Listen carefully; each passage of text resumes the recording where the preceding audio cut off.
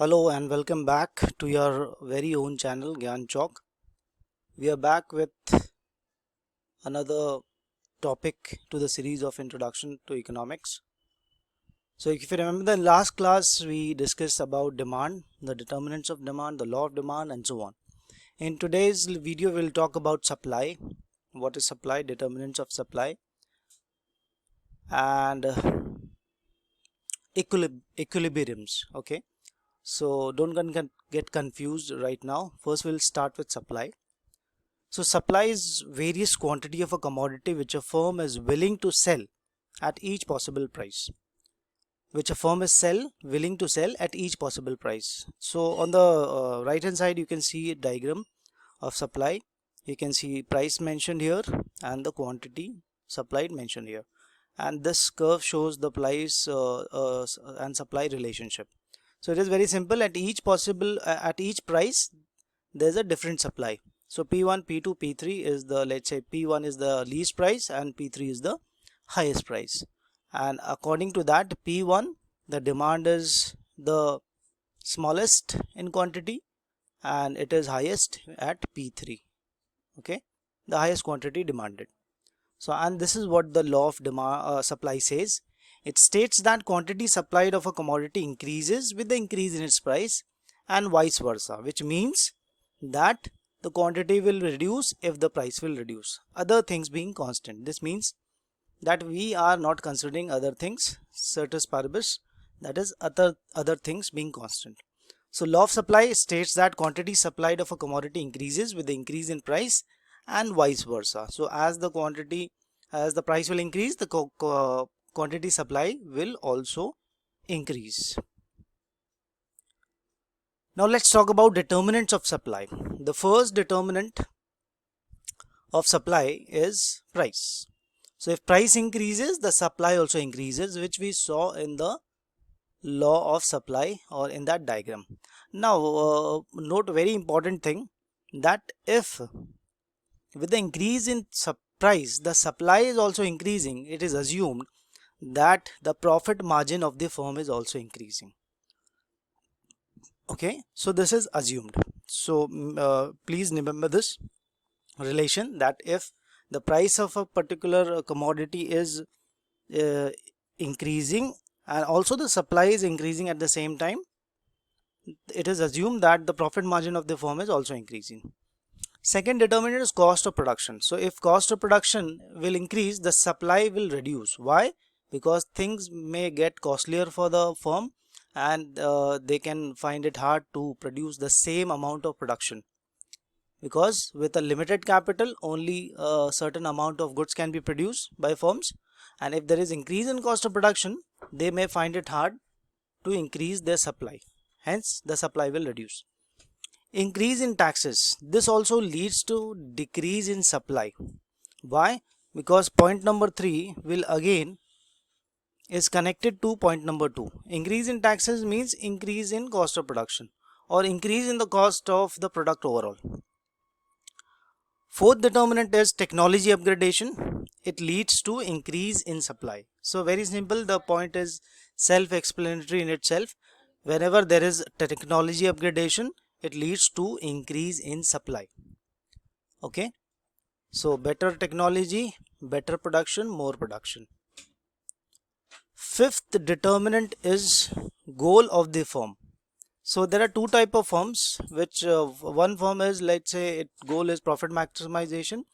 It will it will work for profit maximization. Hence when there is increase in taxes or cost of production, the supply of these firms will reduce.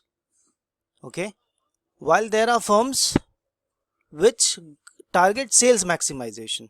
By increasing the sale they can maximize what you call the amount of their collective profit. By, let's say, if a firm is selling 100 units and earning X amount of profit, then there must be certain firms who may earn the same amount of profit by selling 150 units. Okay, so you get the idea. There are different type of firms in the market. Some firms they work on high profit, and there are certain firms which works on low profit but they even out with increase in sales. Sixth and very important factor determinant is the natural factor. Natural factors like drought, floods, natural disasters, tsunami and earthquake and so on. This is very important determinant of supply, and this you can relate it with your daily life in terms of consumables like agricultural products.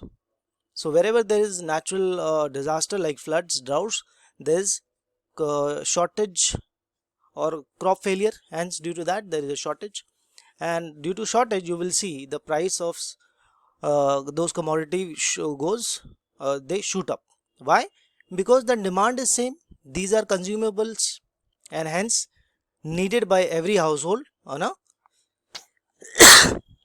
daily basis, hence it affects the supply, and it could be taken vice versa also. So if there are no natural factor like for example good rain, so better crop production, bumper crop production, and again the supply will increase. Next is equilibrium. Equilibrium is basically, it means balance. Now in this video we'll discuss the two types mainly, but let me tell you what are the three types of equilibrium. Equilibrium first type of equilibrium is consumers equilibrium, second is producers equilibrium, and third type is market equilibrium. In this video we won't be talking about the third type because it is a bit lengthy. Okay, we'll cover that in the next topic in relation to one more topic. Equilibrium, as I said, it means balance. Consumers equilibrium. So what is consumers equilibrium?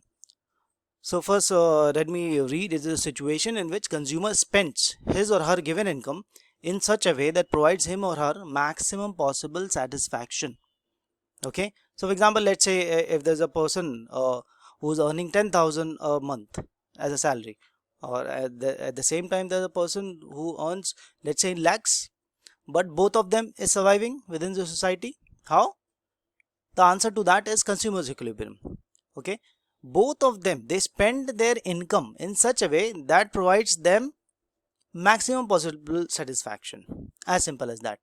Okay, so the person earning 10,000 rupees a month, he stays let's say according to his status and tries to get the best or optimum utilization of his salary.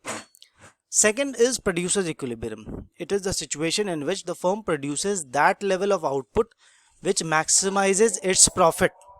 Okay, so for example, let's say the firm will produce that level of output which will maximize its profit. If the profit is less, the firm may reduce its supply or it may increase its supply so that it earns the same amount of profit. Okay, so these are the two types of equilibrium. Two types among the three. The third equilibrium, that is market equilibrium, we will discuss in the next class or in the next video. So for that you have to wait. So that's all for the day. Please don't forget to like, share and subscribe your own channel so that it gives us a support. Okay, so please let me know in the comment section how do you like the content and so on. Okay, thanks a lot. Bye bye.